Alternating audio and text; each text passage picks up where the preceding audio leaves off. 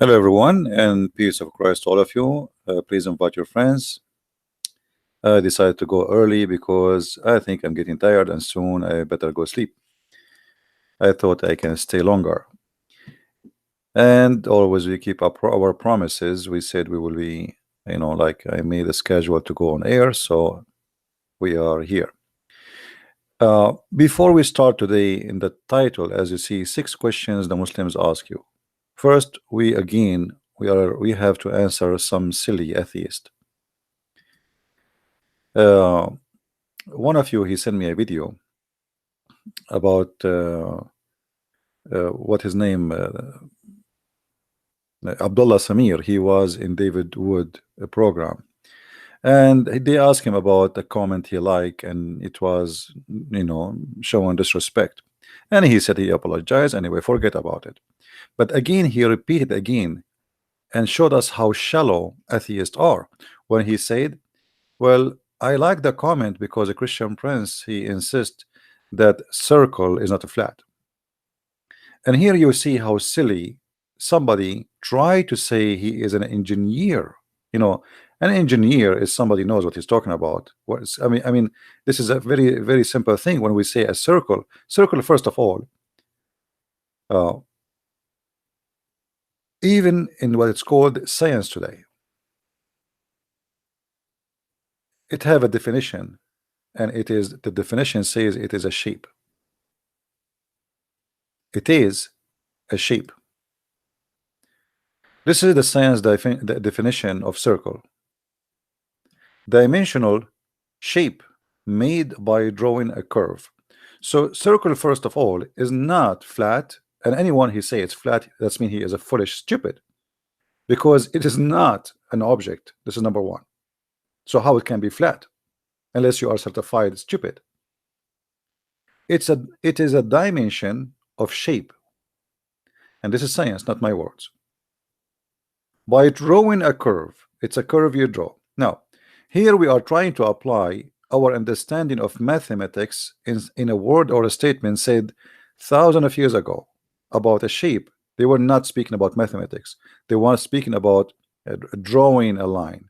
They are speaking about a shape.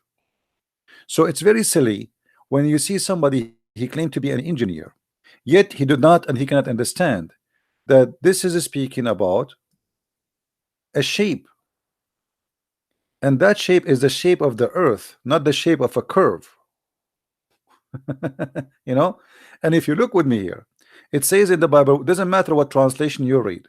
Like he said, oh, it doesn't say globe. What if we use this translation? Here we go, this translation use the word the globe.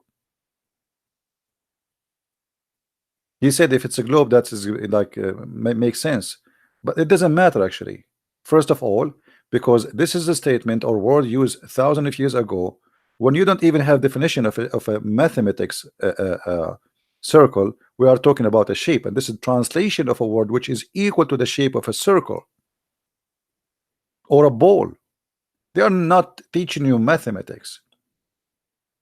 So when somebody read a book written thousands of years ago, he tried to apply his imagination on that book, showing us how shallow they are. And you will notice here it says he sit upon. I will use the circle one, the one he don't like. Upon the circle of the earth, not just upon the earth, upon the circle. So where he is sitting, it's not in a flat place he is sitting. I mean, even the verse in the front of you, if you open your eyes, if you squeeze them a little bit, you will see it says he is sitting upon the circle. So how he is sitting upon the circle and yet he is sitting in a flat place?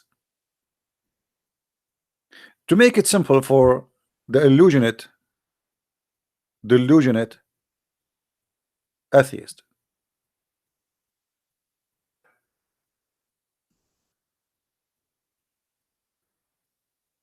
if we draw a line here,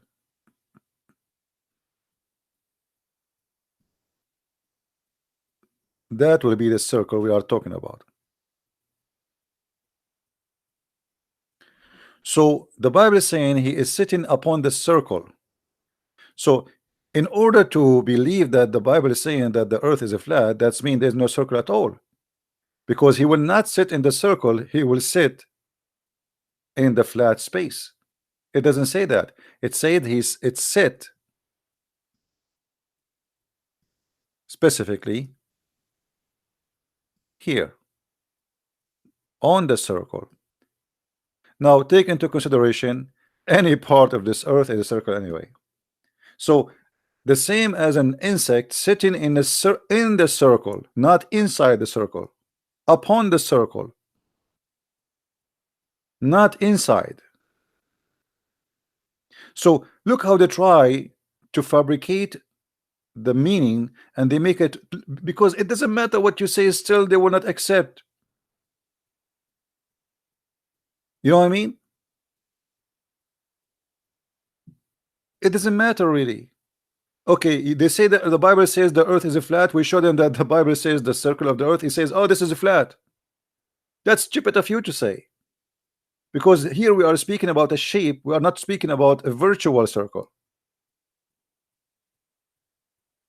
Virtual circle simply does not exist. And by the way, there's nothing called circles exist. Here is a trusted translation for a word used thousands of years ago. It is not even, the word is not even a circle, but this is what we have equal to it today, which is, we can say, a circle. Different language, different history, different time, speaking about a globe, a ball, you can name it whatever you want. It is something round, not perfect round, nothing. Actually, even circle is not perfect. There's no circle which is perfect, even in mathematics. Perfect circle is not exist. So when we show them, the Bible says sitting upon this circle, where he is sitting upon this circle, still he says it is flat. Are you guys getting my point? Do you understand what I'm saying when we say upon the circle? Because to be upon the circle, that's mean this is where you sit. Okay, so if he is claiming that this area here is not a circle, based on him, he is saying it's like a coin, and here is not a circle. This area here is not a circle, you know. And no, this is not what it says. It says he is sitting upon the circle, on the circle. So the location of this insect, the grasshopper, is on the circle. Read with me carefully the verse in the Bible, and you will see how those blind, it doesn't matter how much you read for them, they don't want to read. He sits upon the circle, not inside the circle of the earth. He is located specifically in a curve, and that is us. You know what I mean? So it doesn't matter how much you show them, still they will be in denial, because this is embarrassing. They look like a bunch of fool who keep saying the Bible says the earth is a flat. Why? Because the Bible says the four corners of the earth. Well, this is a figure of speech. Until now you use it in university, until now you use it in dictionary, until now you use it in all kind of field.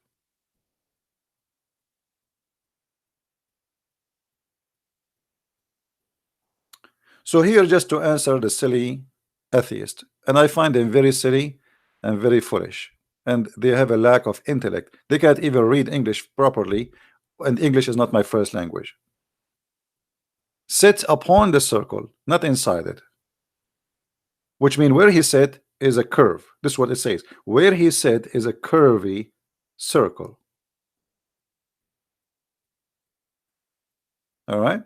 Now, if we continue, we go back to the topic which we supposed to talk about it. I found this article, and actually I like those questions here. They are organized in the front of us. Please, guys, invite your friends. Not many people knows we are on here.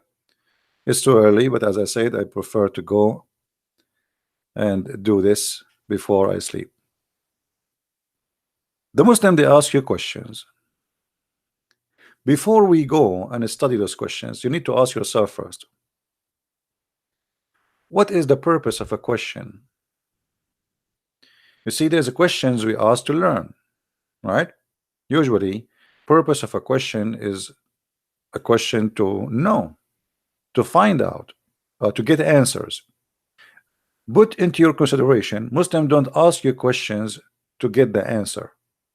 The Muslim, they ask you a question just to question.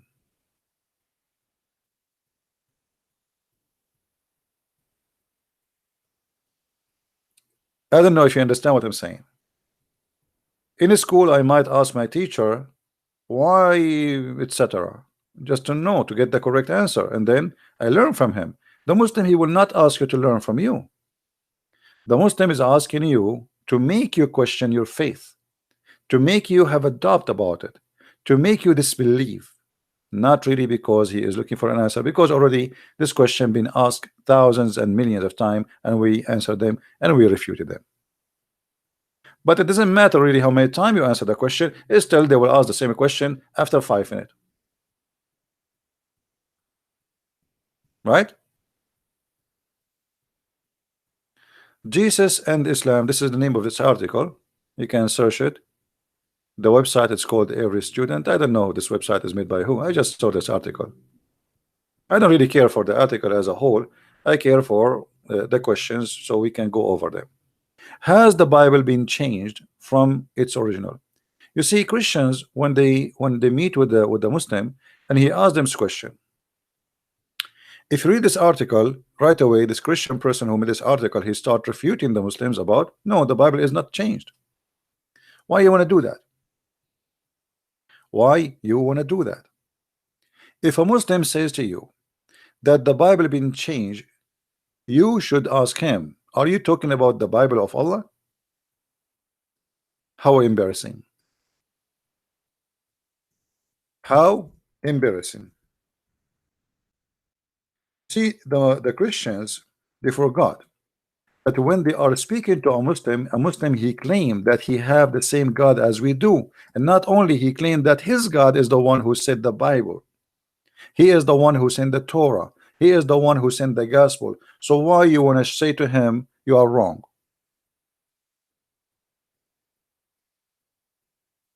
Let us make it more simple. If somebody, he came to me, he said he have a God, his name is Allah, he have a book, it's called Torah, he sent it, and that book is corrupt. What's your business?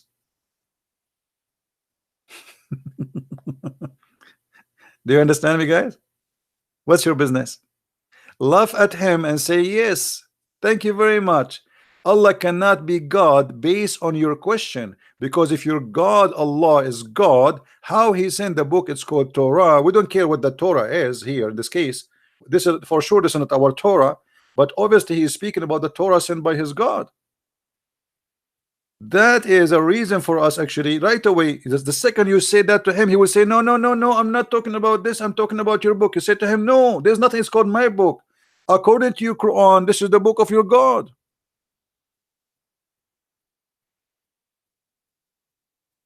Are we listening, people? Are we listening? The second you show him how silly he is, because simply he is saying to us that his God book is corrupt. So what's my business? That is an additional proof and a reason to refuse Allah to be God. Because if Allah is God, how he allow anyone to corrupt his book? Here we go. The Quran says that he has revealed to thee, Muhammad, the scriptures with the truth, confirming which was revealed before it. Actually, it doesn't say that in Arabic. It says musaddiqan lima bayna yaday, confirming what is between his hand. And he sent down. There's no before it, by the way. Here, this is a false translation. Always Muslim, they don't give an honest translation. Never take a Muslim translation into consideration for a second. And this is why I am now working in a Quran translation.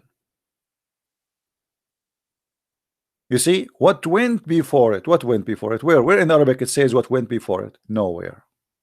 Change the translator. Hoping maybe we can find one honest Muslim translator. Confirming what come before it. Nowhere it says such a thing. It's a lie. Why? Because the Muslim, they will say, well, if he is confirming what is between his hands, as it says in Arabic, that's mean Islam, all of it is based in a lie. How he is confirming what is between his hand? Confirming what was revealed before it. Where it says that? The Arabic in front of me. نزل عليك الكتاب بالحق مصدقا لما بين يديه. لما بين يديه, to which is between his hand. They never stop lying. And because you don't speak Arabic, they can fool you, and they can fabricate as they wish. See, all of them, they are saying, confirming what was before it, but this is not what the Quran is saying. I'm changing translation after translation. Here this guy, he's saying confirming of books revealed before. He did not say what is between his hands. The whole words between his hands is gone. Not even a single translation is mentioning the word hands. Believe it? This is how much dishonesty they have in their translation. Another translation. This is like different language, look like it. And this is Dutch. Let us see.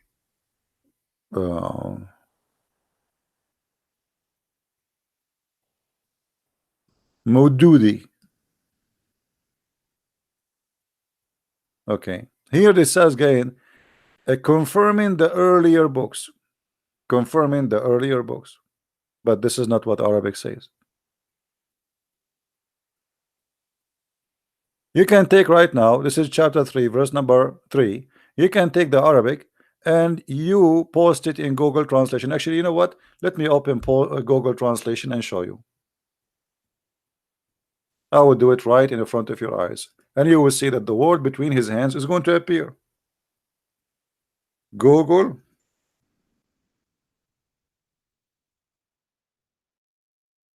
Translation. All right, we are here. I will copy the text in the front of your eyes as it is. Copy and then paste. Translation. Do you see it, guys? Do you see it? The book has come down to you in truth, verifying, for sure translation is very accurate, to his hand, which means what is between his hands. Why all the translator did not mention the word hands? Are you getting my point? Not a single translator he mentioned that it says in Arabic what is between his hands. Why the word hand disappear? Don't think it's a mistake. Don't think it was. You cannot see it. Oh, sorry guys, it's my fault. All right, let us do it again. It's my fault, sorry. I copied here the text. This is chapter 3, verse number 3. I apologize. I thought you can see it. And then I went here and I paste exactly what the text is saying. And here we go. The book has come down to you in truth, verifying to his hand, which means between his two hands. Why in the English translation not even one of them saying that? I was changing translation, but looked like you guys, you were not seeing it. But as you see, all translation doesn't matter. You can try. I did not see one of them saying what is between his hands. Why the word hands disappear? Why the sentence where it says what confirming what is between his hands disappear in the translation? This is what it's called taqiyya, protection to Islam, because that will expose the lies where they say that the Bible is corrupt. Because how Muhammad he confirmed a book between his hand but yet it's corrupt?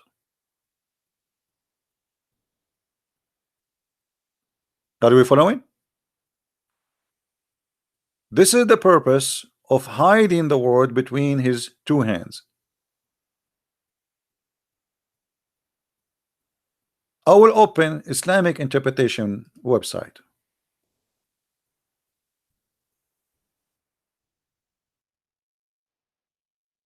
التفسير.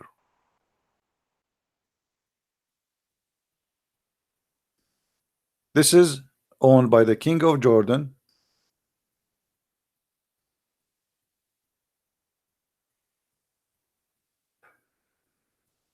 Look in the Muslim translation where they say confirming what it was before it. But this is not what the Arabic says.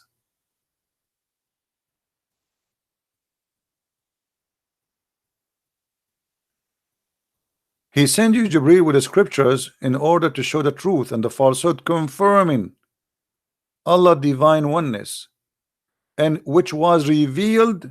And here you see this is between two brackets of scriptures, but none of them saying what between his hands. Suddenly the word between his hands is gone, disappear.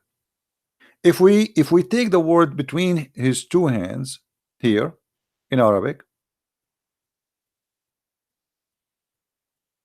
and we put it in the search engine as it is, and we search, look with me here. This is the word between bayna. Let us change the color. بين يديها بين يديه بين أيديهم بين يديه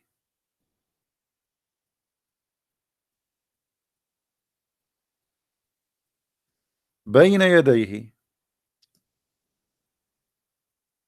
بين يديه.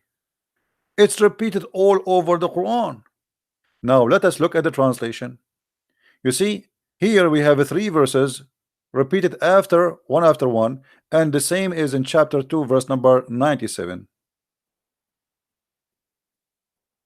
لما بين يديه. Let us see chapter 2 verse number 37 how the translation will come.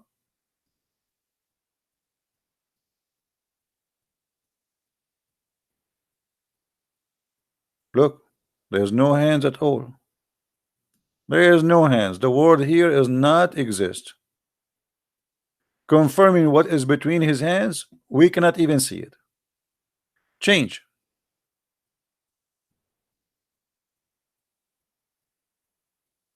Nowhere we can find the word hands.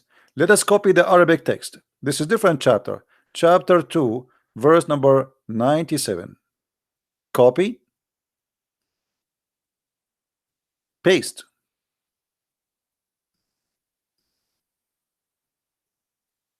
Translation.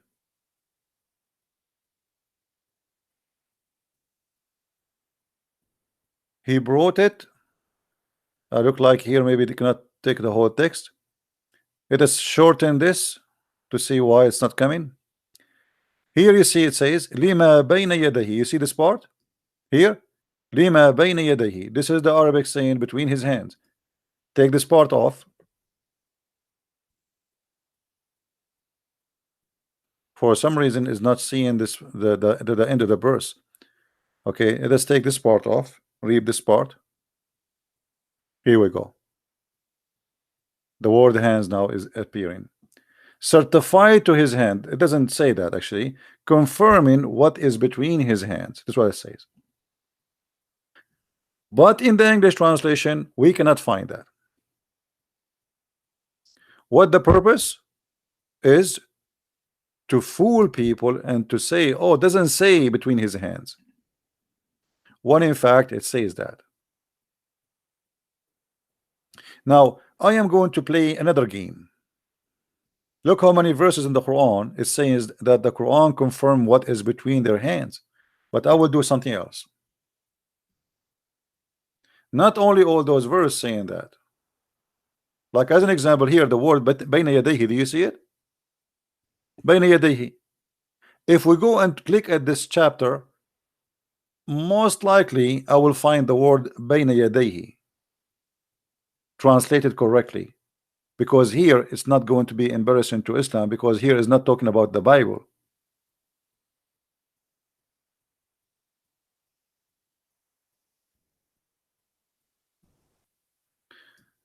Certainly, the stories beyond people where people understanding what being narrated in the Quran of fabrication is rather confirm the book that proceeded.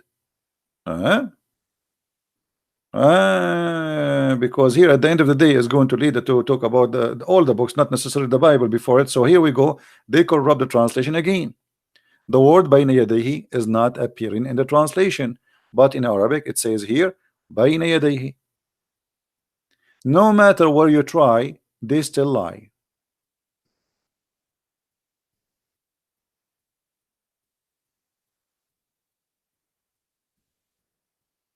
Because at the end of the day, the books which is before is about going to be about the Torah and the Gospel. So they decide to fabricate this one too.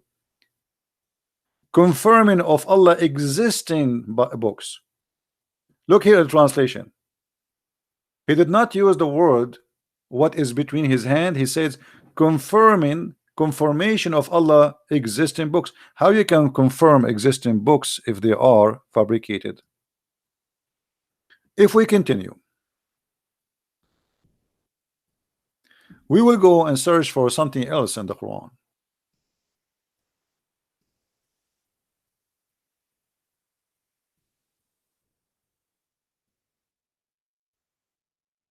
Please take a note of what we say and don't forget to download the video after we finish.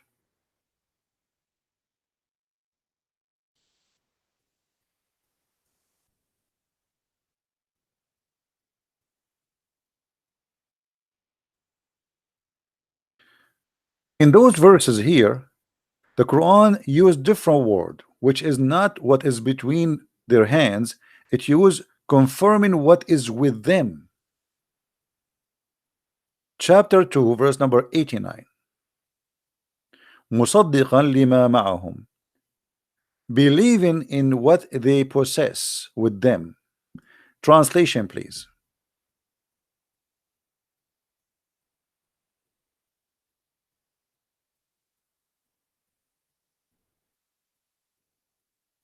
Confirming the scriptures which is already possessed. This is a translation. The fact doesn't say which is already possessed, it says what they possess. Change the translator. This is who? This is Maududi. Let's go to Yusuf Ali. Different translator. Read carefully. Confirming what is with them. So the Muslims, they work so hard in the translation to hide that the Quran says that Muhammad confirmed what is with them, and finally we got them busted. Do you see it? Muhammad in the Quran saying that Allah confirming what is, not was, not revealed before, or they, as they lie, what is with them. So how a Muslim, he says to me that your Bible is corrupt, and then 600 years after that the Quran saying that Allah confirming what is with them?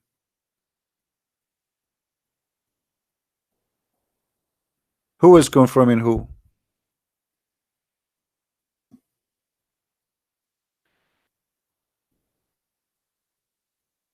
And that appear in more than one place.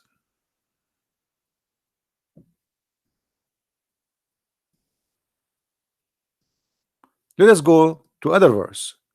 Chapter 291, chapter 2 101.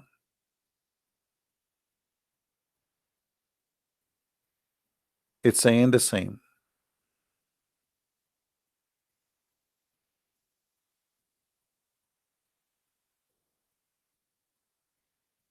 Confirming what they possess.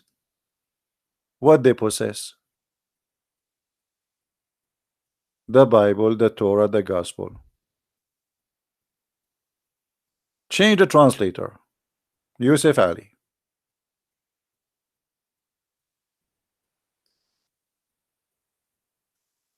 Do you see it? Yusuf Ali here, he changed the translation. Suddenly it says confirming what was with them. But just a second ago, he translated the same statement in different verse, confirming what is with them. amazingly. So to make it simple, when a Muslim he says to you, your Bible has been changed, don't defend the Bible. Say to him, thank you very much for agreeing that the Bible of Allah, which sent by Allah, is changed. And then the Muslim, he have no choice except laughing at himself. Because according to Islam, it is Allah who sent the Bible. So why I want to defend that Bible? He's talking about the book of his God, not my book. We as a Christian, we don't believe that our book sent by a God, his name is Allah. So he's talking about something and you are talking about something else. Are we getting the point? Say to him, thank you very much. Who is the one who sent the Torah? He say Allah. Who is the one who sent the Injil? He say Allah. Say to him, thank you very much. So you are saying the book of Allah, the Torah and the Injil, Allah he could not protect them. And that is a clear proof that Allah cannot be God. Because at the end of the day, the one who protect his book is the one who owned the book. Do we agree? I am a human being. I am not eternal. I die. A human being is corrupt. Human being is whatever, blah, blah, blah, blah, blah. Human being, some people, they sell even their honor for $1. So who is the one is in charge of protecting the book? The one who owned the book. Who owned the book? Allah. So you are saying to me that Allah he has a book, he sent it down, but yet he cannot protect his book. Now here we need to ask another question. This Muslim is just calling me liar because he is possessed. He cannot answer me. Do you see how he repeat himself? This is a sign of possession, possessed by the devil. Look, if we ask the Muslim a very simple question, I want somebody to write this question in the screen or in the chat. Was the Torah, the book of Allah, corrupt by the will of Allah or against his will? Who is the Muslim want to give us the answer? Please write the question in the chat. Was the Torah of Allah and the Injil of Allah corrupt by Allah's will or against his will?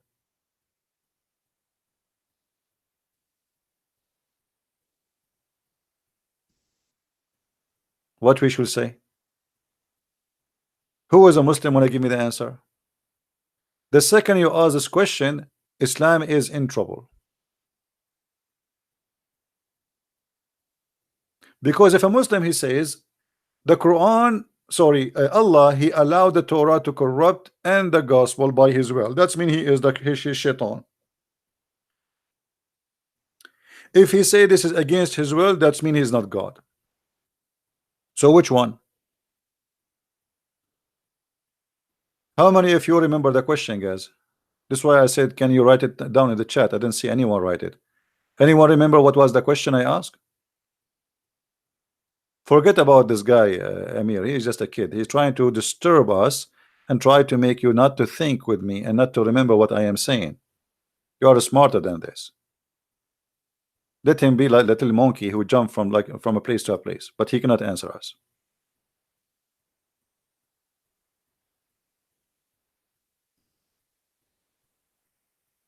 What was the question? Was the Torah and the gospel of Allah corrupted by the agreement of Allah will or against his will? Do we remember another question? Do we remember? If a Muslim he says, finally somebody he wrote it in the screen. If a Muslim he says, well, it is by Allah will, because everything happened in this earth by Allah will, so Allah is shaitan. He is the one behind it. This is Allah will. You see it? If the Muslim he says against his will, That's mean Allah, he could not protect his book because this is not his will, and that's mean he is not God. So which one is Allah? Either you have to choose now one of two. Either he is shaitan, he is the one who he corrupted the book because nothing can happen against his will, or he is unable to protect his book, which means he is a weak person who cannot, or maybe he's not exist. Either way, Islam is shish kebab.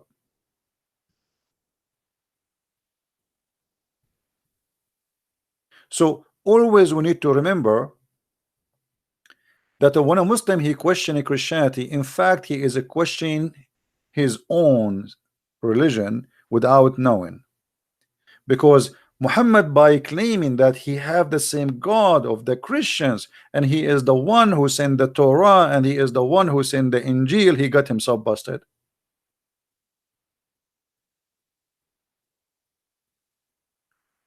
Now, do we remember in the future if we have an argument with Muslims what we say? Don't defend the Bible. Don't say to him it's not corrupt. Say to him, you agree the Bible of Allah is corrupt. Laugh. Let us laugh at Allah. In a second he will grab his tail and he will grow. He don't want to talk about it. He will change the topic. Right? He will change the topic. He don't want to talk about it no more. Say to him, let us talk about it. Come on, explain to us how Allah Bible is corrupted. Tell us more about your God. This God who cannot protect his book. Tell us, please, tell us. Please, please, I wanna get more information about a God. His name is Allah. He sent books. He sent 124,000 books. Have you ever heard of a God like this? Look at this. 124,000 messengers.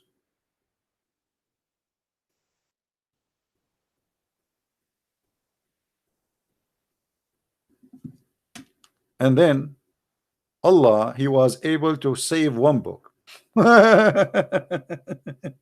That's hilarious. Imagine Allah is a librarian. He's a guy, he work in a library, and you give him a big library, have 124,000 books, and then you come back after some time and he says to you, oh sorry, I lost all the books, I have only one left. I was able to protect only one book.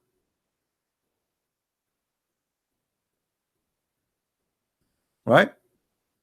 Only one. How in the world anyone can believe in such a garbage?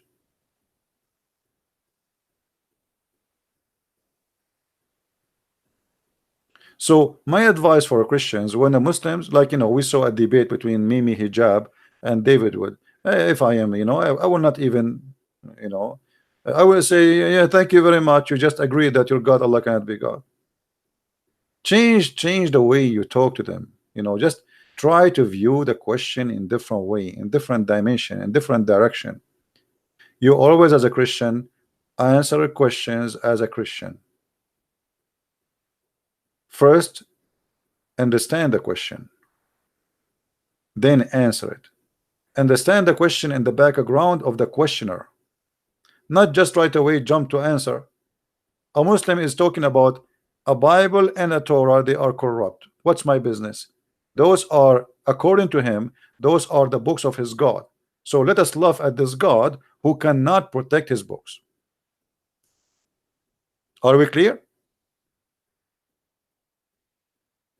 So did we learn now how we can answer them easy? Because let me tell you something. You can spend 10,000 years from now showing him manuscript, giving him and he will not listen. The second you say to him, oh, you are saying to me Allah book, it's the second he see how embarrassing it is, the second he will run away. So why you want to waste your time? He is not asking you the question to learn, to get an answer. He is asking you the question to question. And before you answer the question, by the way, he have a second question ready for you. Like even before you try even to finish, because he will not give you a break. So maybe you will ask him a question, so he will not give you a chance to ask him a question. So you start answering the first one about the Bible is corrupt, and then before you finish, he hit you with second one. So okay, so now you continue, and this way You will not be able to ask him a question about his funny cult. So look what happened now. Has the Bible been changed from its original? The answer is, you are saying to me that the Bible, the Torah, and the Gospel of Jesus was sent by Allah, right? You say yes. And you are saying to me now, asking me the question. Let us recorrect the question. You are saying to me as a Muslim, has the Bible of Allah been changed from its original? So do you see, guys, what we did? Do you notice what we did? Here we have to correct the question so that Abdul will look embarrassed. Has the Bible of Allah, here we have to write the word Allah, of Allah,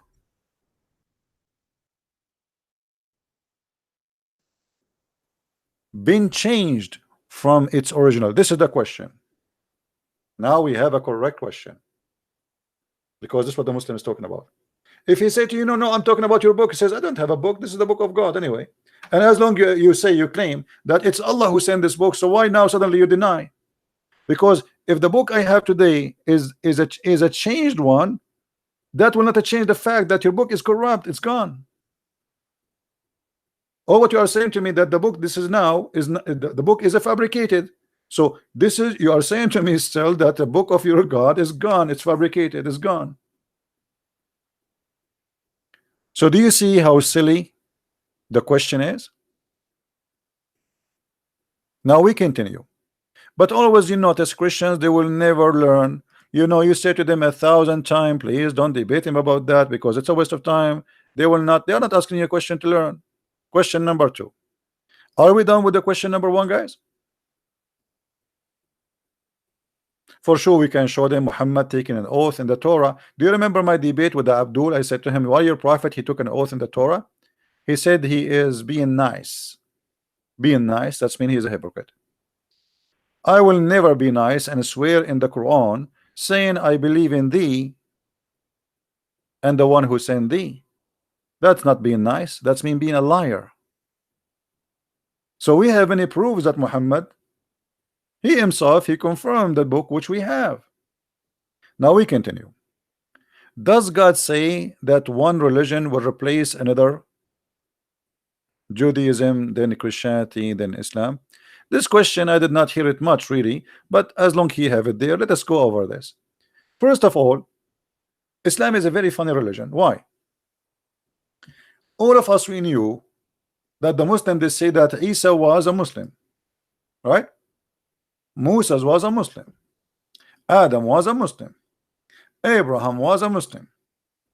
Question: why the Quran then call us Christians and Jews if we are Muslims? And why the Quran promising us to go to heaven, yet we are not Muslims? Look what the Quran says. إن الذين آمنوا والذين هادوا والنصارى. Hadu coming from the word Yahud. Yahudi is a word goes for a Jew. So Hadu is the Jews. Those who they are Jews and those who they are Nasara, according to the Muslim, Nasara is the Christian, and the Sabian, and whoever believe in Allah, they are going to go to heaven. Okay, as long we are, according to Islam, the true Christians are Muslims. So why we are called the Christians? And why the Jews are called Jews? And why the Quran in different verses says that the Christian and the Jews, they would like them to follow their religion if we have the same religion?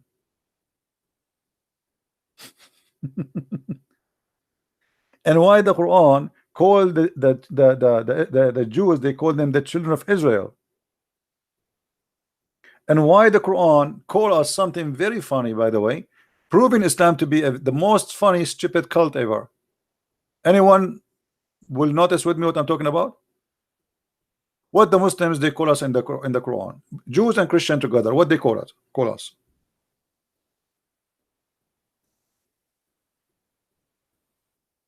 Anyone remember? Isn't it the Quran call us the people of the book? And that is in many, many places. Look at this. Look at this funny.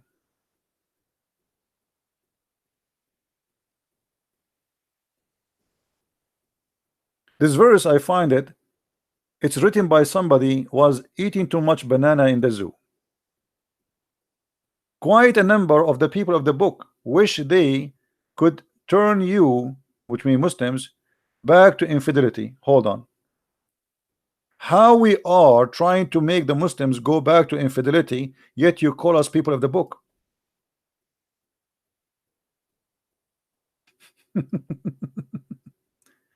But imagine the Muslim, they keep saying to us that you Christian, your book is corrupt.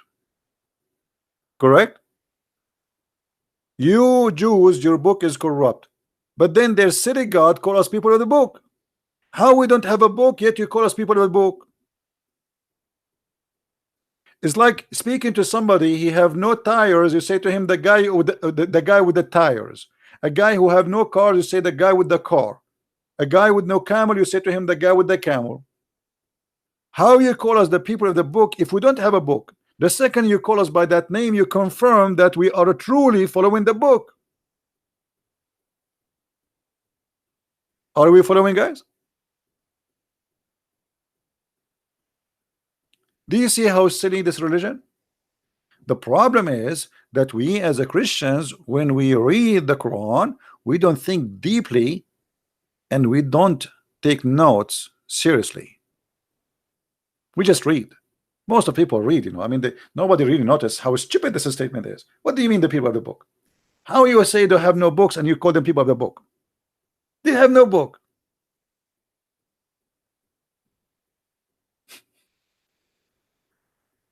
The guy with the Mercedes, but he have no Mercedes.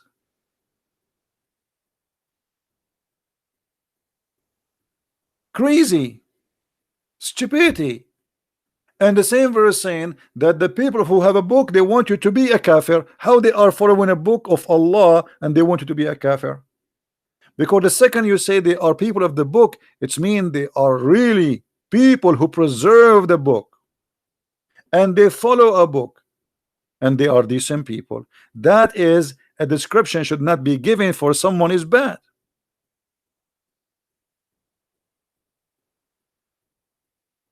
Are we listening, guys? Do we understand?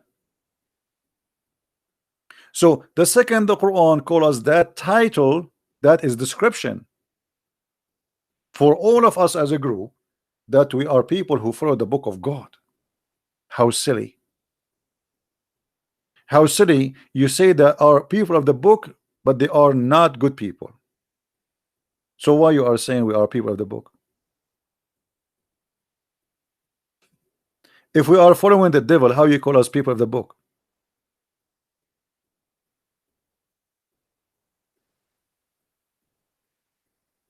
And this is always the problem we see when we study books. We read with our eyes, but we don't read really with our brain. We need to think, we need to analyze information. And here, that those books, those people who they are people of the book, they want you to be a kafir and they want you to be a bad person. But hold on. Yet you call them people of the book. You must be stupid to say that. It's like saying those who follow the law, they are outlaw. You know what I mean? It's like saying obedient citizen is outlaw. You cannot be obedient citizen and at the same time is outlaw. The second you call him people of the book, it's mean they are obedient citizen, obeying the book, and they are even their name is people of the book, to the point not only they are obedience, they are really the book people.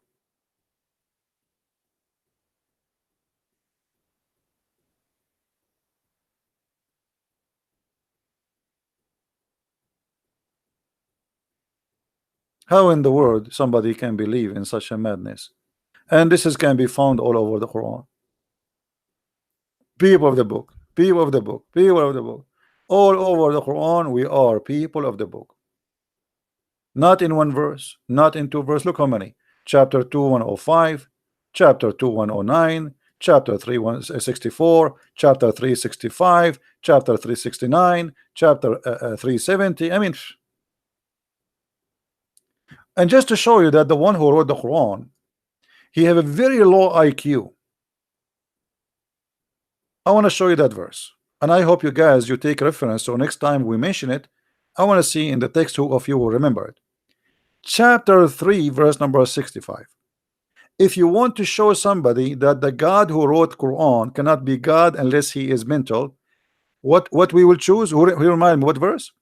What verse? 3, chapter 3, verse number 65. Read with me this verse and die laughing.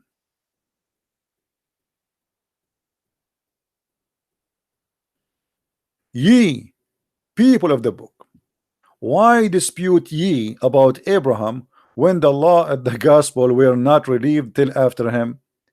You don't understand? Look at this madness. Anyone notice with me how stupid this verse is? I want to see in the text, one of you tell me why this verse is so stupid. Who want to help me? Why this verse is extremely stupid. Actually, it's beyond stupidity. It's an insult to stupidity.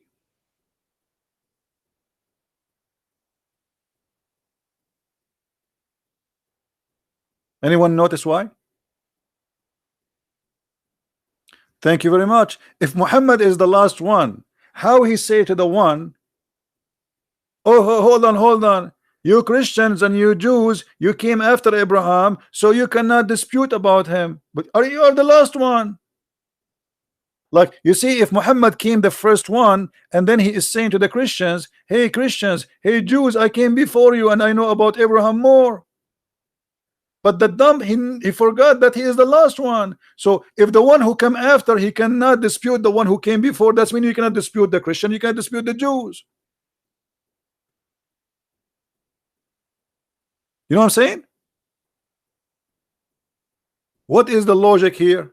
The logic is the one who came after, he cannot dispute about the one who came before. Based in this logic, the Jews can dispute with the Christians. The Christian cannot dispute with the Jews. The Christian can dispute with Muslims. The Muslims cannot dispute neither with the Christian, neither with the Jews. So look how funny this answer is. So in the future, if we say to you, which is the most stupid verse in the Quran, showing us the low IQ of the God of Islam, which one we will choose? Which one? Anyone remember? What chapter?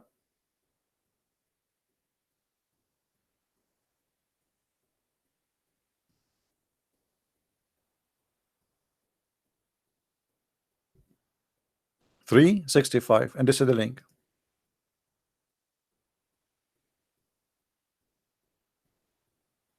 This is a very silly, stupid religion. This guy, he have no answer for them.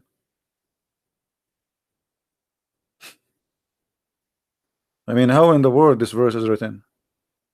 The guy who wrote this verse, he was taking too much hashish.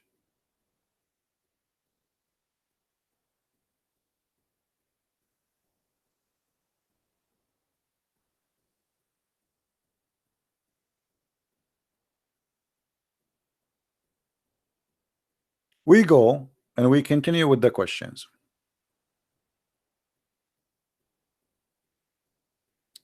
Isn't it not blasphemy to say God has a son? First of all, when you answer a Muslim, you should say to him, what God has a son mean? Because a Muslim, he don't understand what does that mean. He have an Islamic understanding. What is the Islamic understanding? Islamic understanding that Allah, he have sex with Mary and they have a son, his name is Isa. This is what the Muslim think, that when we say that God has a son, according to the Quran, and we can prove it easy.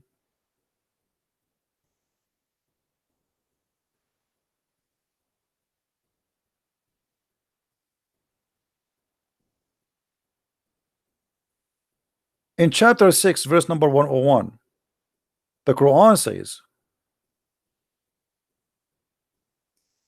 read with me carefully, Muslims, this is not me saying.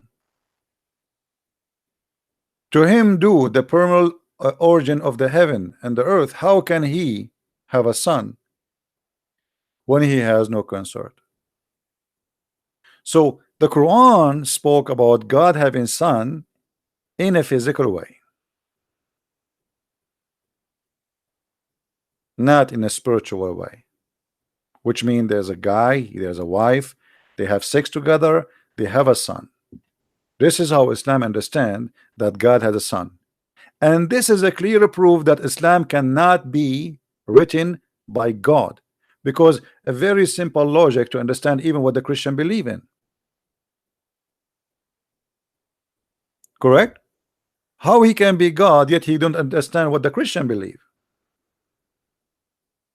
How I can say okay, Allah is God, but the God of Islam don't understand what Christianity is about? There's no Christian belief that God have sex with Mary and they have a son, his name is Jesus.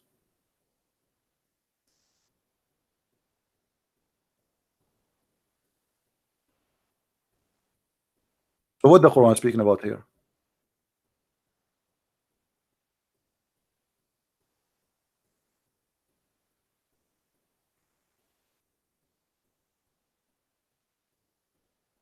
In chapter 5, verse 116, the Quran says,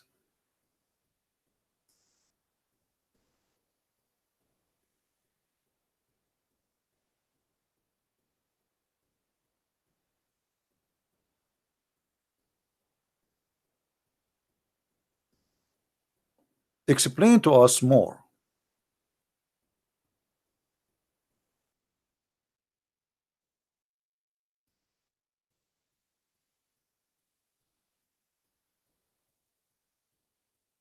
And when Allah he says, "Oh Jesus, son of," by the way, the whole Quran never mentioned the word Jesus, so don't be confused. Muslim even do not know how to quote the name of the Messiah correctly. The correct name, Jesus, is coming from the Greek word, and because they don't have equal letters, this is why we say the word Jesus. But in fact, it is Yeshua. In Arabic, we say Yeshua. We never heard of someone his name is Isa. And this is additional proof that Quran and Islam is a false religion. I mean, even the name you cannot quote it correctly. And when Allah says, "O Isa, the son of Mary, did you say to the people, take me and my mother beside Allah?" This verse, chapter 5, verse 116, confirm chapter 6, verse 101, that Allah he understand that the divines in Christianity, they are three: Allah the husband, Mary the wife, and Isa the son.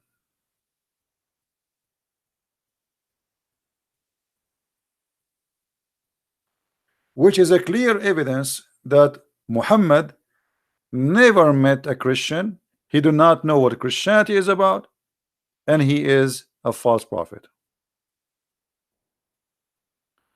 You can ask any Muslim from those who claim to teach about Islam today. They will say to you in a second, the Christian don't believe in Mary as God. Neither. Not even one single Christian believe in that. Mary is a woman chosen by God. Wonderful woman. But she is not a divine. She is a human like all of us. Christianity believe in the Father, the Son, the Holy Spirit. So what the Quran does, replace Mary with the Holy Spirit because of the ignorance of the founder of Islam.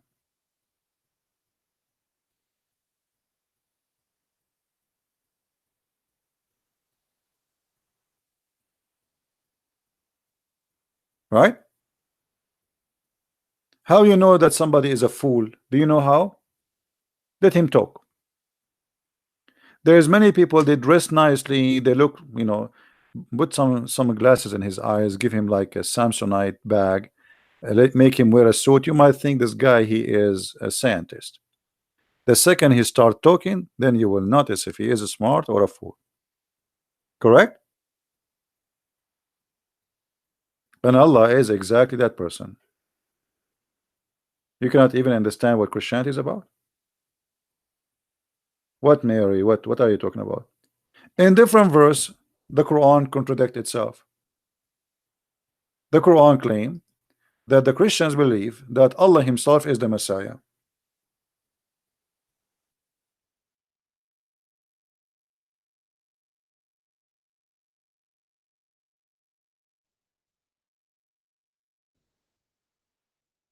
How you say that the Christian believe in the Trinity, yet you say that the Christian believe that the Messiah he is Allah himself?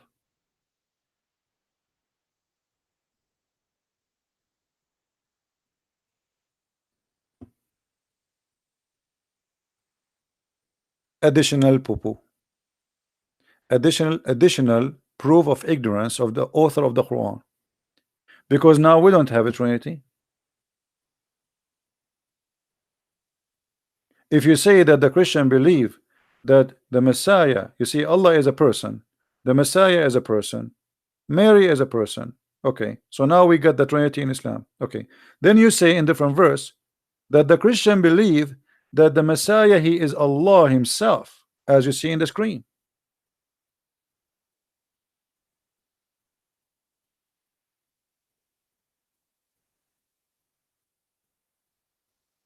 So what is the Trinity?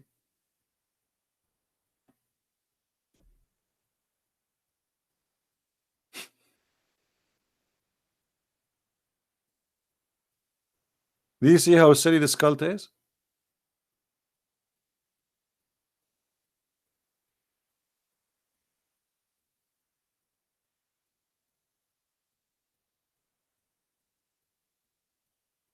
Very silly cult.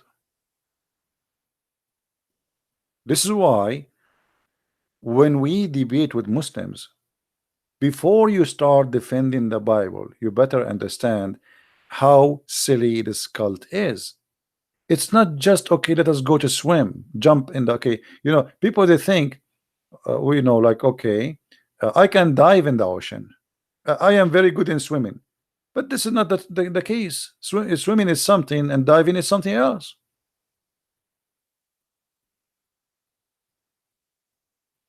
So before we dive into a cult, try to refute people who believe in a cult. You better understand what that cult speak about you. Are we following, guys?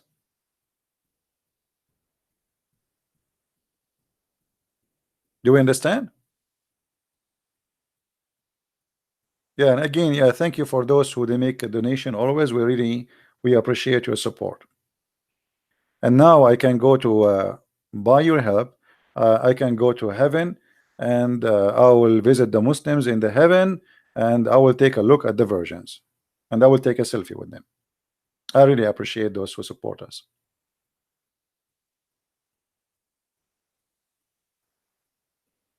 What we do here is extremely important.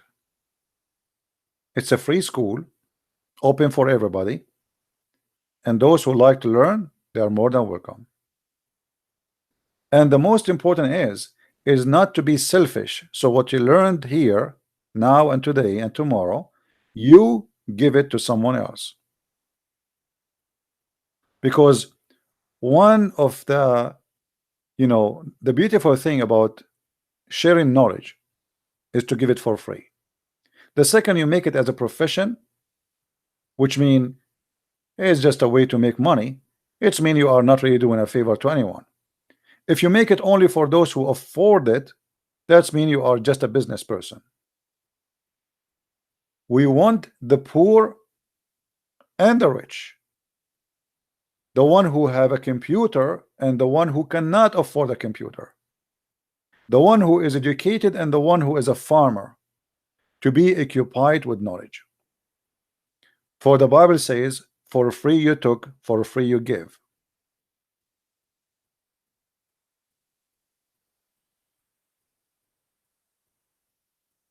Always remember, please, to share with your friends what you learn.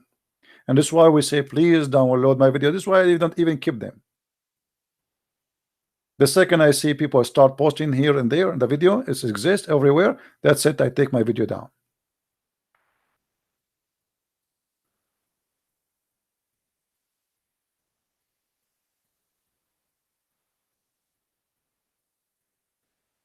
Now, if there is any question,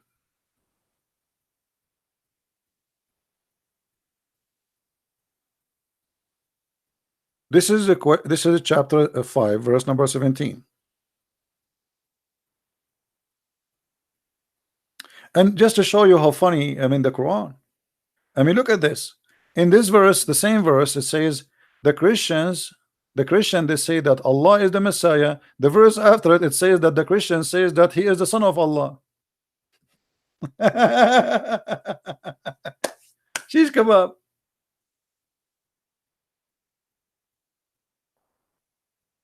This is shish kebab.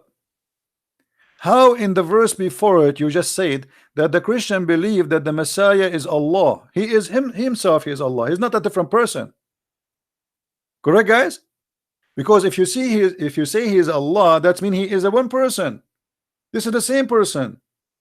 So you say that the Christian, they say that the Messiah is Allah, and then the verse after it you say that the Christian, they say that the Messiah is a son of Allah. Which one of them is the one the Christian believe in?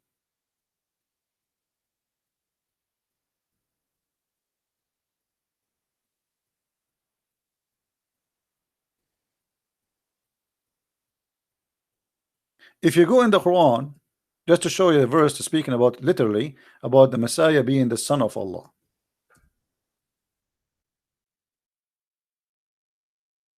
Because a Muslim, he might say, oh, the verse that the quoting after doesn't say exactly that. Read with me carefully. Chapter 9, verse number 30. The Jews says Israel is a son of Allah, and the Christian says the Messiah is son of Allah. But you just gave us a verse saying that the Messiah, they say that he is Allah.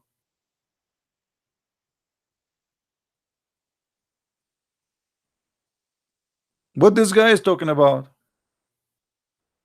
So now what we will do the Christian believe that the Messiah is son of Allah, or the Christian believe that he is Allah?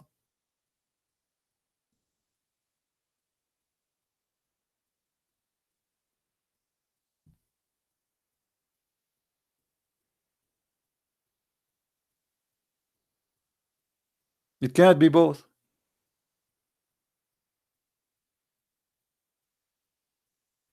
Because here we are talking about a person. Trinity does not believe. Trinity is believing we have a three person. The Father, the Son, the Holy Spirit. Here, this is different. Here it says that Allah himself is the Messiah according to the Christian. By the way, we don't believe in Allah anyway. But I'm going with the Muslim. Let us say here they meant to say that the Christian, they say the Messiah, he is the Father.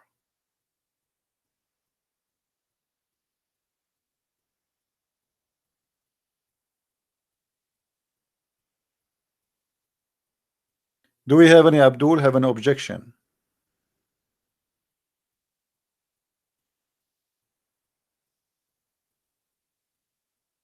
Any Abdul?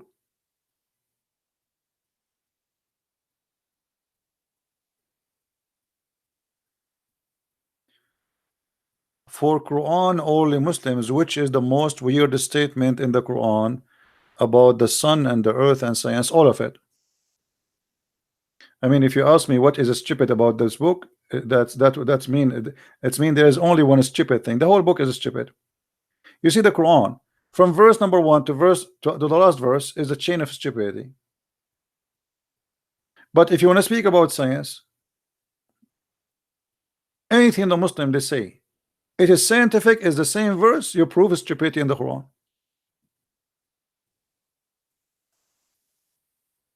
Did I help you? As an example, give me an example yourself. What the Muslim they say about science in the Quran, and I will show you from any choice you choose for me. I will show you that this is proving of stupidity, not science.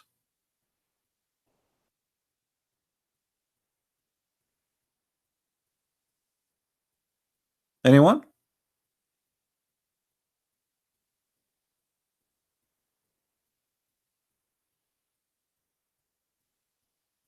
Any verse the Muslim they bring to you to make the Quran a scientific book is the same verse we can prove the Quran to be not from God.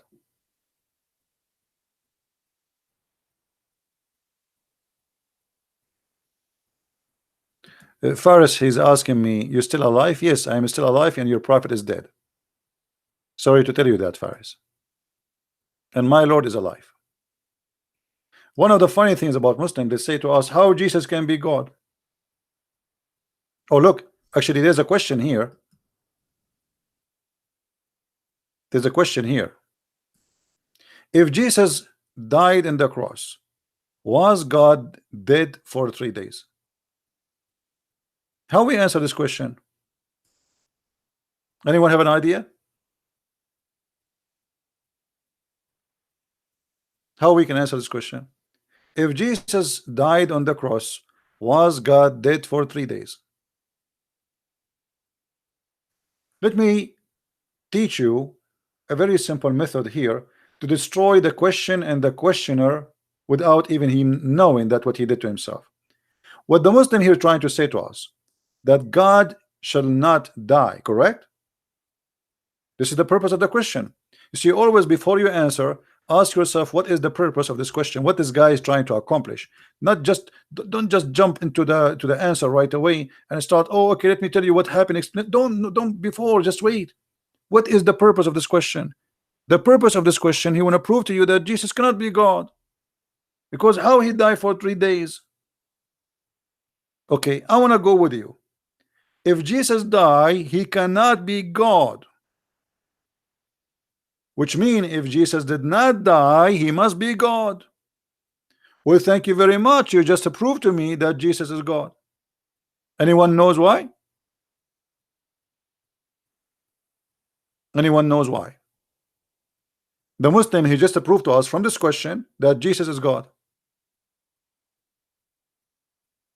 Thank you very much, Roy. According to Islam, Jesus is still alive until now. So he's asking you how God he die. Shouldn't you ask him how a human don't die? You're trying to confirm to me that Jesus is a human working 24 hours 7 days a week, saying to me Jesus is a human, Jesus is a human, he's just a prophet, he's just a, and then at the end you say to me that Jesus is alive. I mean, who is the city here? So if the death of Jesus proved that he is not God, that's mean in Islam Jesus must be God. Why all of them they are dead? The Quran says that Muhammad is a Rasul قد خلت من قبله الرسل. All messengers before him they pass away. All. So Jesus passed away or not? It's a contradiction.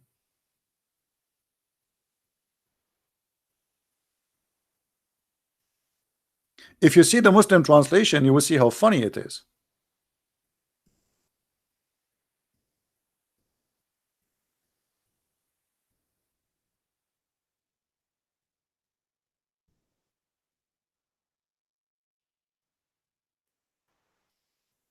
Chapter 3, verse number 144.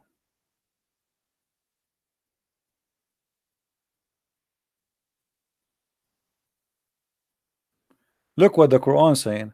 Muhammad is but a messenger like whom he passed away before. This doesn't say that in Arabic. It says Muhammad is nothing but a messenger, and all the messengers before him they pass away, all of them. Change the translator. Ahmad Ali.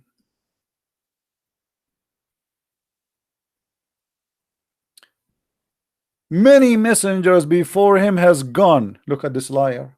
It doesn't say that. It says, you know, the word khalat, it's mean they die, they are gone. They are gone in the way of death. All of them. Here they say many. What do you mean many? So some they stay? Some they stay? What do you mean many?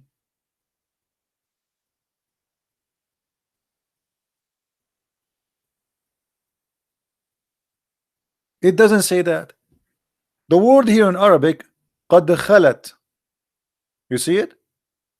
This is the word I am saying. It means that all of them they are gone by death. They die. The same word appear in many places in the Quran.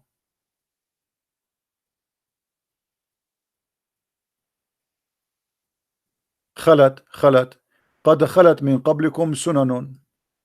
What خلت mean? They are gone, demolished, you know. Chapter 5 verse number 75. ما المسيح ابن مريم إلا رسول قد خلت من قبله الرسل. Exactly the same sentence mentioned about Muhammad. Exactly the same. The only difference is here we have the word Muhammad, here we have the word Messiah, the son of Mary. Translation.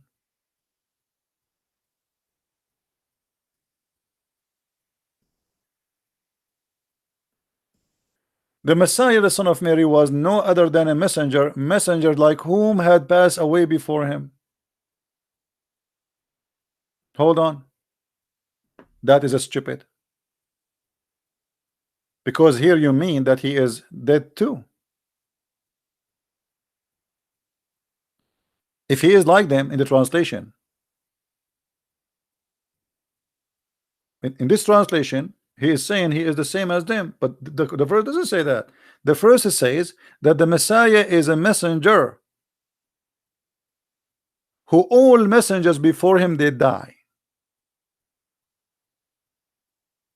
And the same for the other verse where it says that Muhammad is a messenger and all messengers before him they die.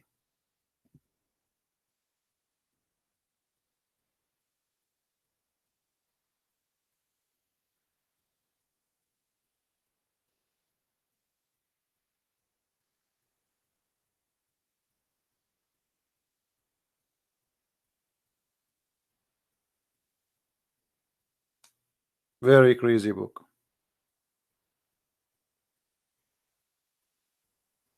Right? I mean, this book in every page is a joke.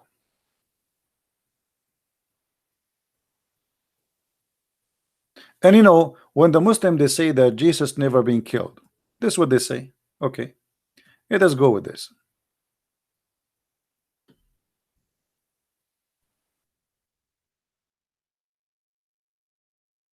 So what we will do with this verse?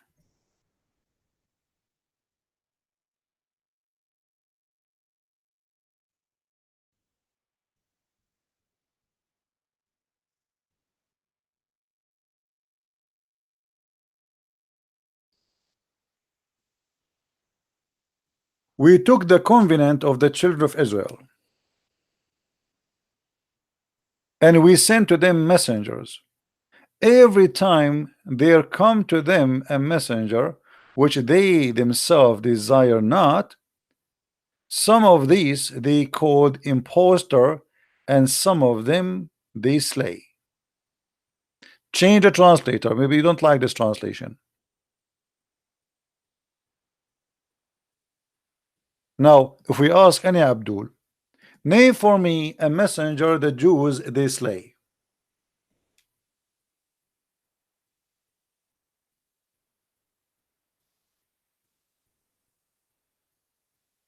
Any Abdul can name for us a messenger they slay?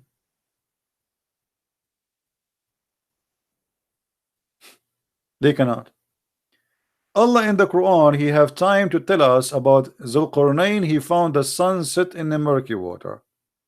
He found time to tell us about the ants speaking to the ants. He have time to tell us about the flying carpet of cinnamon. He have time to tell us about a woman. She have nice hair and she have no hair in her legs. He have time to tell us about a bird who Sulaiman checked him and he did not find him.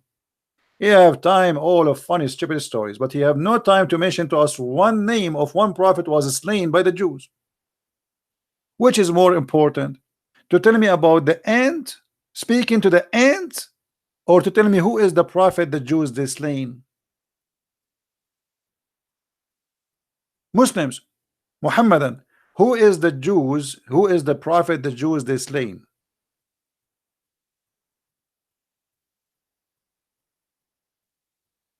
Is that Jesus?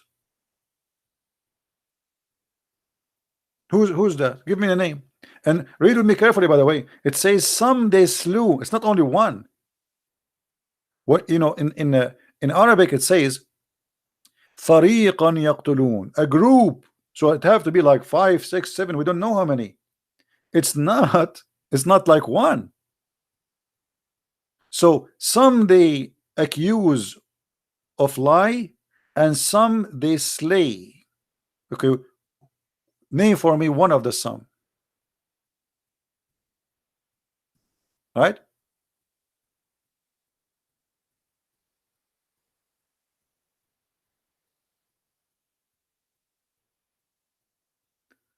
About Jesus in the Bible for all the Abduls to know how good our Jesus.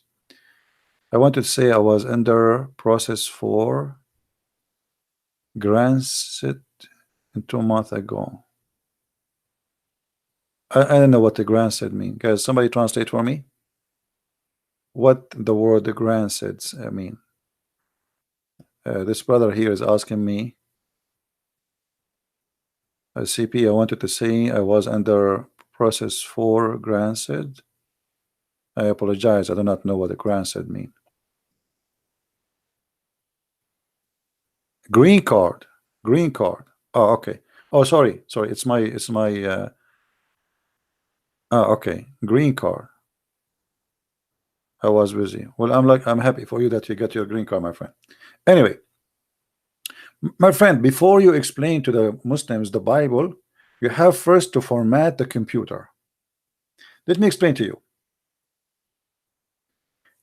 If you have something wrong happen with your computer, adding more files will not fix the computer. Do we agree? Do we agree, guys? So what people do, what we as a Christians do, we start explaining the Bible, but we forgot that there is something wrong with the computer. And it doesn't matter how many files you add, still it's wrong there. You have to format it first. So before you start speaking about Jesus to those who been told wrong about Jesus, you have to confirm first, or to be sure that their wrong understanding about the wrong Jesus is not there no more. Otherwise, you are wasting your time. This is why you see, for me, I don't start speaking about the Bible, because why I want to do that? I speak to person about the Bible if he says to me, I am out of Islam, and now he want to know about Jesus. Now the computer is free and it's clean. All the wrong information he got about the Messiah is gone.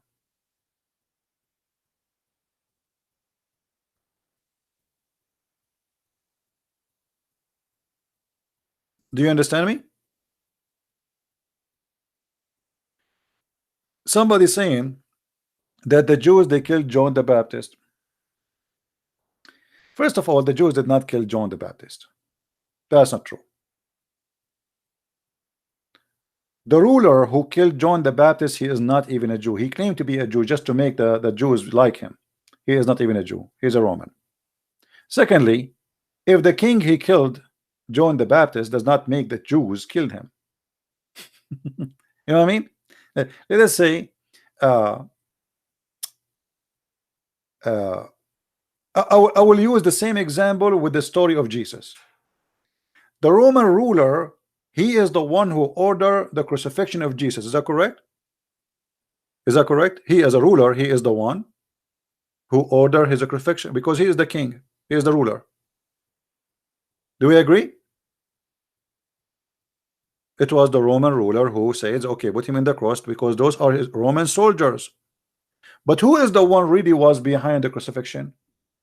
It was the rabbi. So here you see the opposite. In that story, the ruler who did kill John the Baptist, not the Jews, says, oh, kill him. And the ruler wasn't even a Jew, even yet he claimed to be a Jew.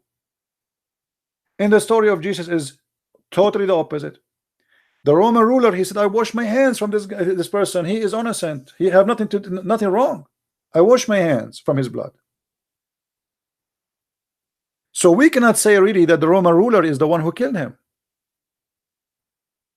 Correct? He just did their wish. They force him to do it. They shout, "We want the one who claimed to be the Messiah." He said to them, "Which one you want, Barabbas or the one who he called himself the Christ?" They scream, "Says the Christ." So even that doesn't work. However, let us say that the Jews killed John the Baptist. Here it says some. And where is the story of John the Baptist being killed in the Quran?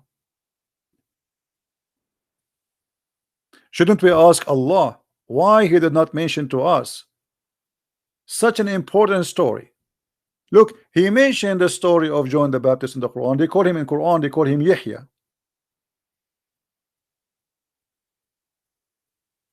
So why Allah don't mention how he was killed and who killed him?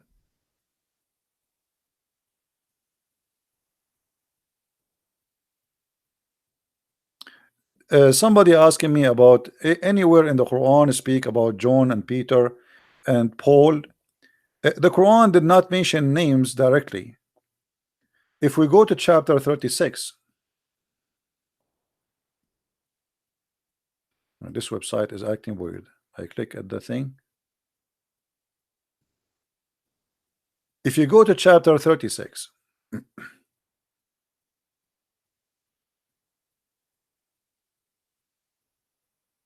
and start reading from verse number 13, where it says, "Give them an example of the people we sent to a city." Okay, and those who are those cities? When we sent into them two, the word here it says twin, which is twin. It's weird. And then they deny them. Now this city, those are sent not to the Jews. This is the city of Antioch, which is in the north of Syria, south in Turkey today. Who are those? If you go to the books of interpretation, like Ibn Kathir and many other scholars, they agree and they admit that the first two were sent. It was Peter, Simon, and John, Yohanna. Yohanna in Arabic, John in English. And the third one, the verse after it says here, the same verse, and then because they denied them, so we string them with the third. So the third one is the most powerful one. If you go to the interpretation, you will see that this is Bulos, which is the way of Muslims, they say and pronounce the name of Paul. In Arabic we call him Polos.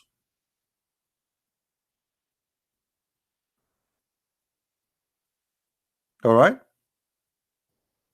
and you will find every Muslim cursing Paul, yet their scholars never do. And here, by the way, you should ask the Muslim a question. When they say to you Paul is the one who corrupted the Christianity, say to him, why Allah did not mention Paul, neither your prophet? How come Zakir Naik, he knew who was corrupted Christianity, but your prophet never know? You know what I mean? Isn't it weird that somebody came to 1,500 years after Muhammad? He found out who is the one who corrupted Christianity, and he claimed it is Paul. But yet there's scholars for centuries, for 14 centuries, saying that Paul was a messenger of Allah.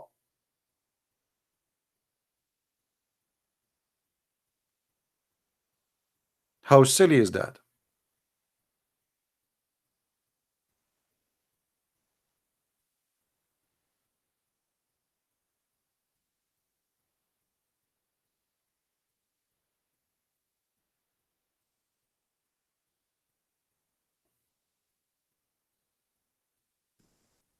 Any Muslim have a comment?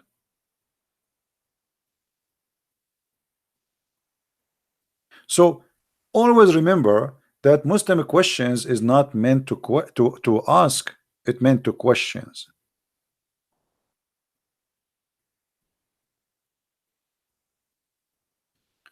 Those are not really questions to learn. Those questions is to make you suspect you believe, and if you are not well versed and you do not know really what Christianity is about, maybe we can fool you.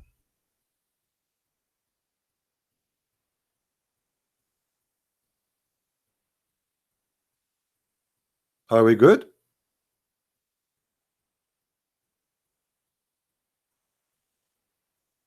There's, there's people, sometimes a questions is made to make fun of somebody.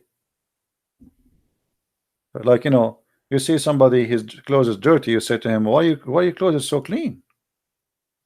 And I know that he's not really asking, he's just making fun,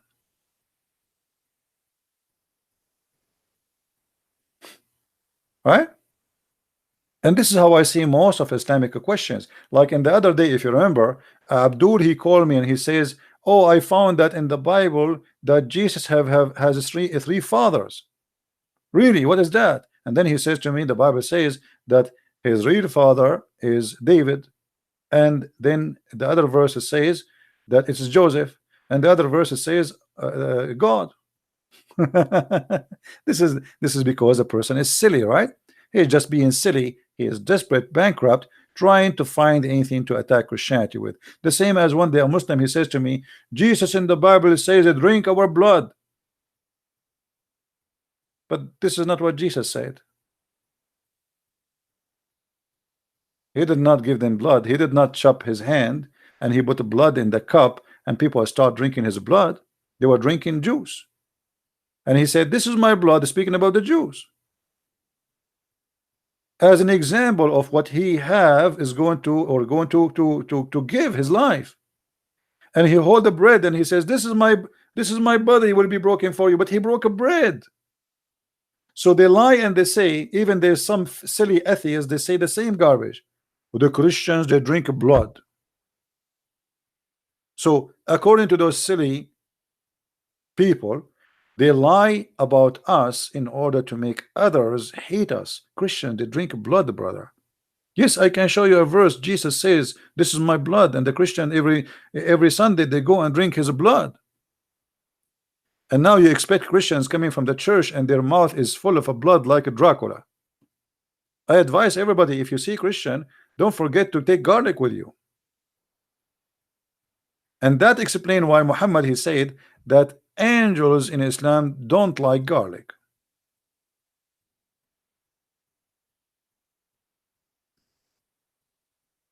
Maybe they are Dracula too.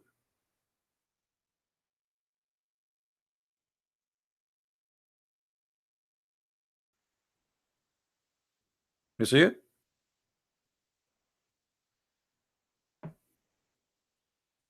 All those reference.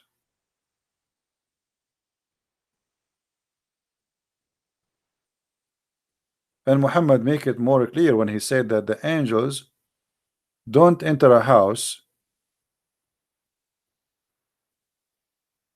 of people who eat garlic. Look at this. And garlic is really very useful, right?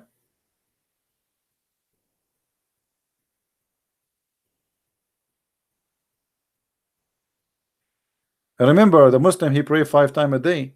So if he cannot go to a place where people pray, and because he ate garlic, that's mean he cannot eat garlic at all. Garlic and onion and all those things, it's haram based on this. And what kind of angels they will be hurt or hurt by garlic?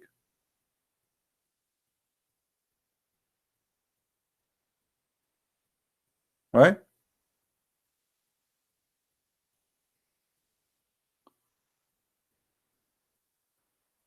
Uh,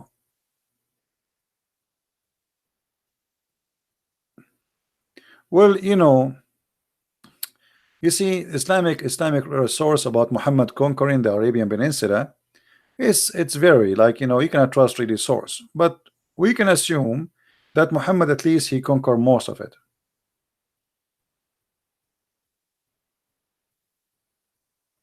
But then when Muhammad he died, there is a revolution happened against Islam.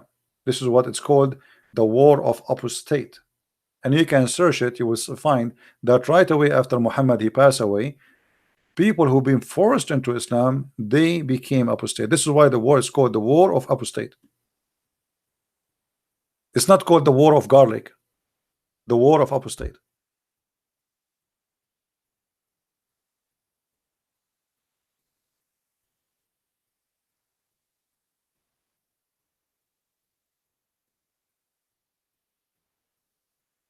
Why Christian? Let's show you Muslims. When they speak, why Christian is afraid. Where is the text?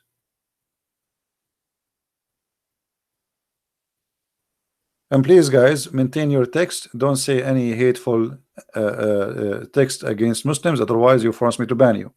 We don't appreciate any bad words.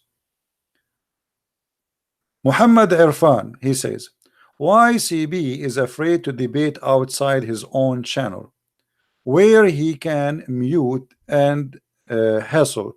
My friend, just to show you that you are silly, you can do your live broadcast and call me. I will call you. And let everybody laugh. Open your podcast before you call me. Bring your people to hear you and to hear me. Silly. Why you Muslim don't open your Skype so I can call you in Skype? Why we don't see Zakir Naik says, hey, I am here, Christian Prince, come and call me, and I will call him. Why Mimi Hijab, he ran away from me? Why Shabir Ali ran? I will call you. Open your channel. Potatoes. So they will not dare to open their Skype to receive calls, and they complain about me opening my Skype. Call me, answer me, silence me. Elijah, mean God is with us. And God he pray for, not to. Right?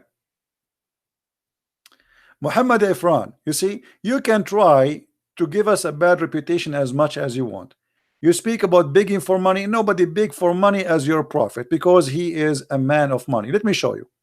You can say whatever you want. People are laughing. Guys, did I ask you for money? Anyone here did hear me saying, hey guys, pay me?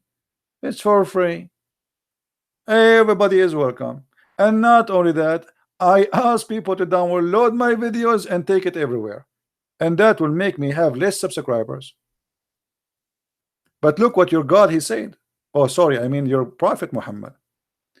Your prophet Muhammad, he claimed that if you give Allah alone, Allah will forgive your sin.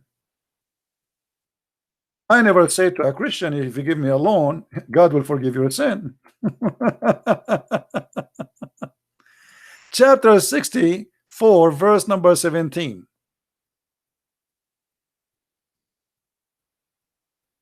This is your prophet. Say all kind of lies you want against me, but you cannot answer this. What kind of a man he says that if you pay me money, and he claimed that this is a loan for Allah? Since when God he need a loan? The God who created the silver, the universe, the gold, the diamond, he need a loan? And if you give him a loan, he grant you forgiveness? Are you there, Irfan? Did you give Allah a loan yourself, or you are thinking about it? My brother, if you don't give Allah a loan, you better give it right now, because you will be forgiven. The only religion who believe that you can bribe God is the religion of Muhammad.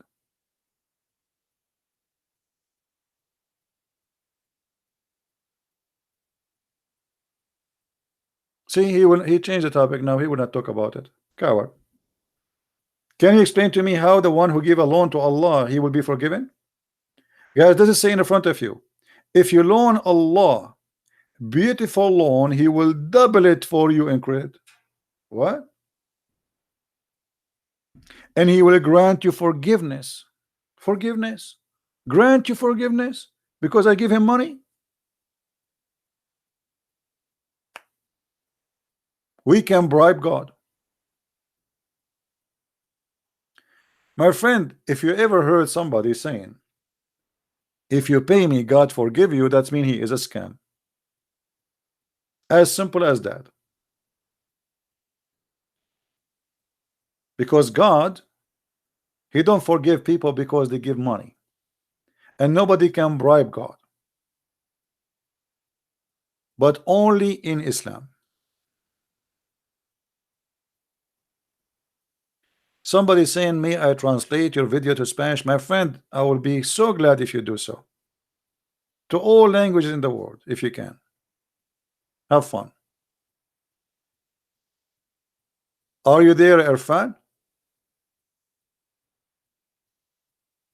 Allah will double my Allah will double my credit if I give Muhammad money, and he will grant me forgiveness. So look at this.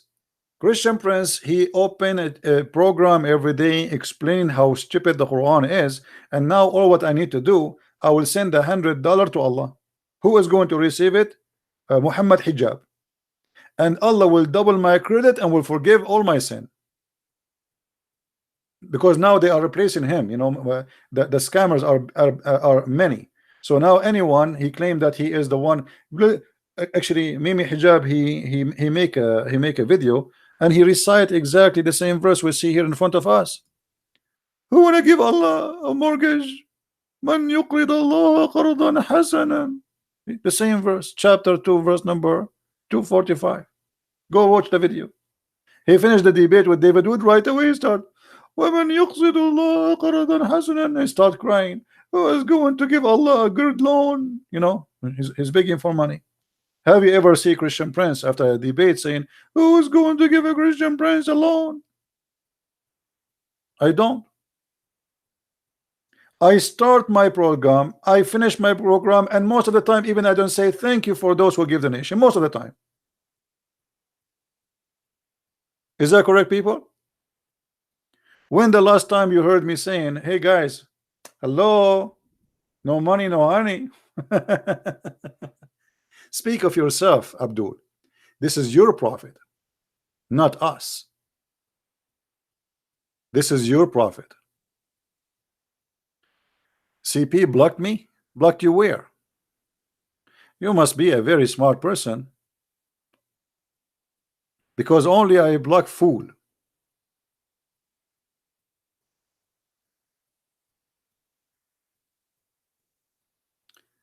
Any Abdul?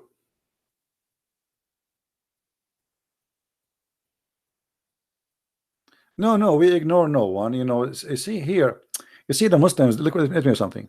If somebody is causing a big harm to Islam, so how we can affect him so people will not listen to him? They will talk about him, maybe money. I mean, anything. It's just to make your reputation bad. This is the whole idea, and you know that. Why this guy is attacking me? I mean, he don't even know who I am. He never met me. He don't know how I look like. He never know my name. What is the purpose of all of this? Why all the Muslims they attack me? They make articles against me because he's a Christian Prince. As simple as that. You know the reason. You do not need to be a genius to know. Right? And that is an honor for me. You see, if those people they start saying to me, God bless you, it's mean there's something wrong with me. It's mean I'm corrupt. The second you start hearing them saying Christian Prince is a nice person, it's mean there's something wrong with the Christian Prince.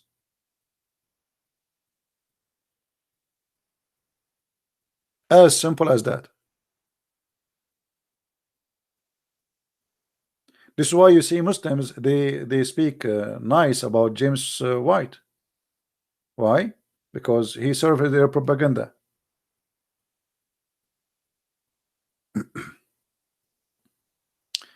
Anyway, do we have any Muslim have a question?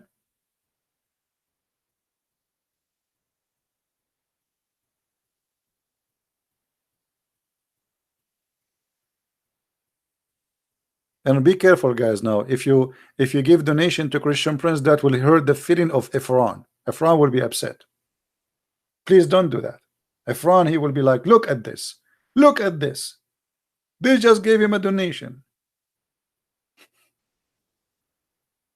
Efron, make some tea, brother.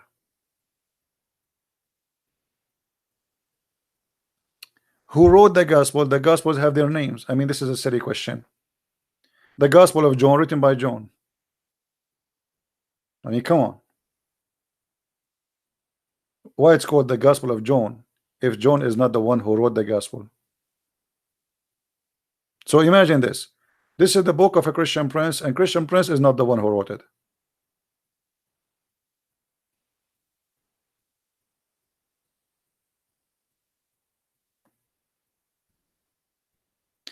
Yeah, well, we don't want to go out of the topic, like you guys asking questions like about the Quran will come in the judgment day as a man. Yes, supposedly. Mad story. I think Muhammad, he was a person who cannot keep his mouth shut, and the more he talk, the more he bring crazy stuff. Quran is going to come as a person. Allah will slaughter death. Have you ever heard of somebody can how you can slaughter death? Is death as a person? And here we are not talking about something metaphorical. Allah will slaughter death literally.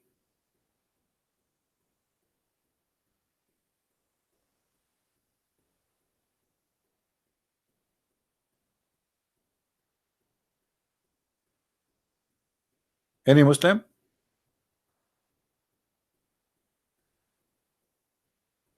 Yeah, actually, I decided to come this early in the morning in my time here, so I can be with people who they live in Asia and Indonesia, Philippines, Thailand, etc.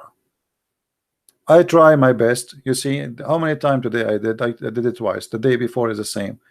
Uh, I mean, I doing my best really. If you see my eyes now, I have two balloon in my eyes because I'm not sleeping good, and I'm spending too much, answering people. Yeah, I was. If I don't come, I feel guilty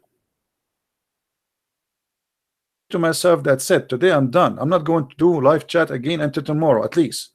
And then after a few hours after, I feel guilty.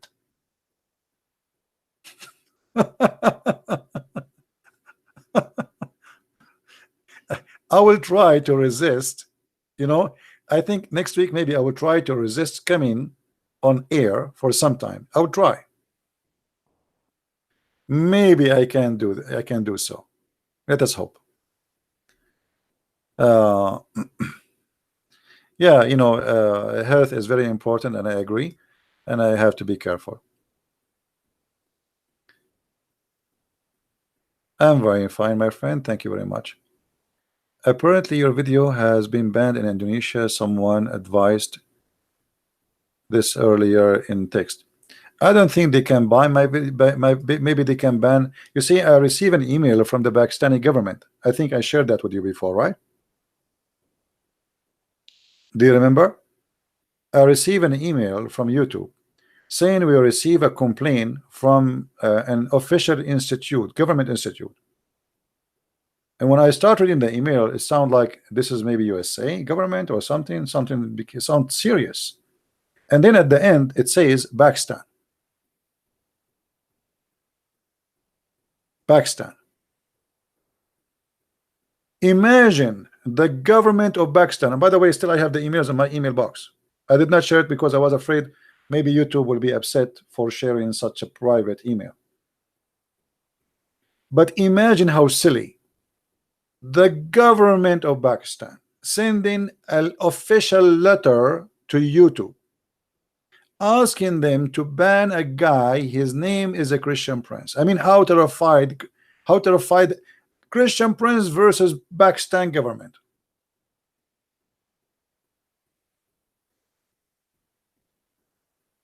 This is how scary what we do, to the point a country like Pakistan is terrified from a guy. I have what, like now, because it's too early, I have only not many people listening, but let us say 1,000 people listening, 2,000 people. Why a country like Pakistan would be scared from someone like Christian Prince? Who is this guy?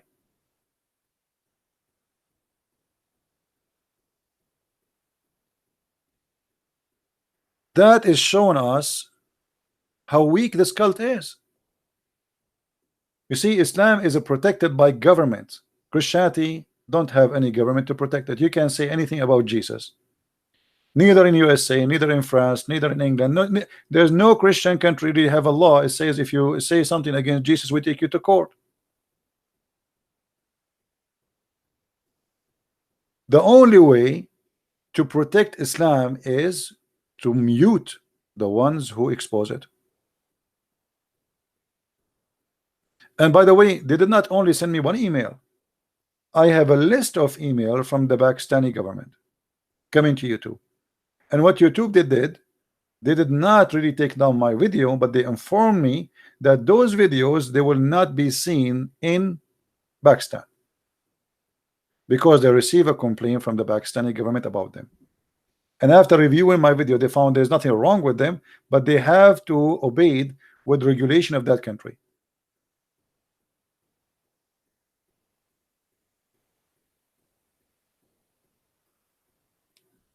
Right?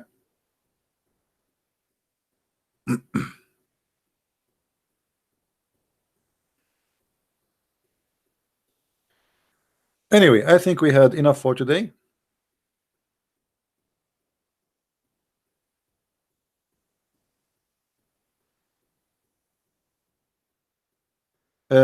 Christian Plain, one more time you speak about this other account, I will ban you again here.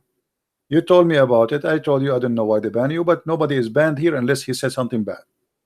So one more time you repeat the same thing, I will ban you again. Anyone here is banned for a reason.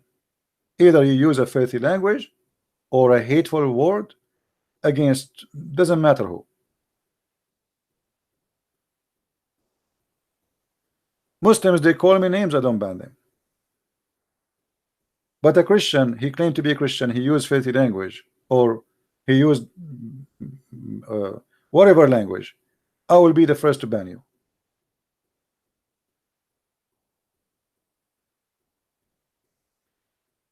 Anyway, are we good for today?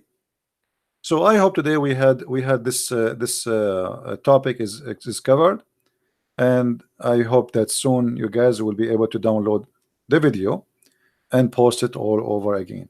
All right, please don't forget that I don't keep my videos in my channel. So in the future, if you want to find the same video, try to search for the same title tomorrow in YouTube search engine, and try to make a filter like, okay, search for what is posted just last 24 hours.